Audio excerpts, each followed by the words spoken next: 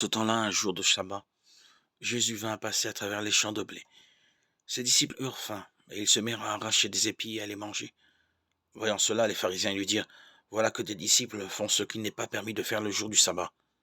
Mais il leur dit, n'avez-vous pas lu ce que fit David quand il eut faim, lui et ceux qui l'accompagnaient? Il entra dans la maison de Dieu et ils mangèrent les pains de l'offrande. Or, ni lui ni les autres n'avaient le droit d'en manger, mais seulement les prêtres. Ou bien encore, n'avez-vous pas lu dans la loi que le jour du sabbat, les prêtres dans le temple manquent au repos du sabbat sans commettre de faute? Or, je vous le dis, il y a ici plus grand que le temple. Si vous avez compris ce que signifie je veux la miséricorde, non le sacrifice, vous n'auriez pas condamné ceux qui n'ont pas commis de faute. En effet, le Fils de l'homme est maître du sabbat. Évangile de Jésus-Christ selon saint Matthieu 12, 1, 8. Quand il partit pour les champs, un jour de sabbat, le Seigneur s'est avancé dans le monde où nous sommes, pour aller voir cette moisson, c'est-à-dire la semence du genre humain.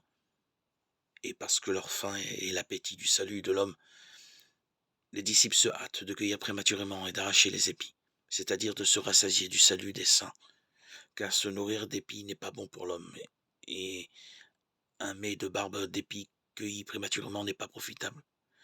Mais l'image de l'avenir accompagne la réalité du fait, et la valeur intrinsèque des mots rend évident le mystère de la faim et de l'assouvissement.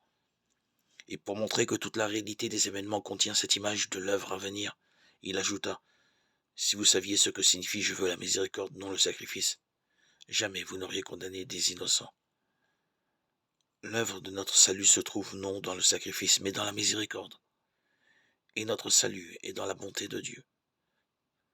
Si les pharisiens avaient compris le don qu'elle nous fait, ils n'auraient jamais condamné des innocents, c'est-à-dire les apôtres, que par haine, ils allaient accuser d'avoir transgressé la loi, alors que l'Ancien Testament des sacrifices, ayant pris fin, la nouveauté de la miséricorde par eux venait en aide à l'ensemble des hommes. Et ils n'auraient pas considéré que le maître du sabbat était enfermé dans la prescription du sabbat.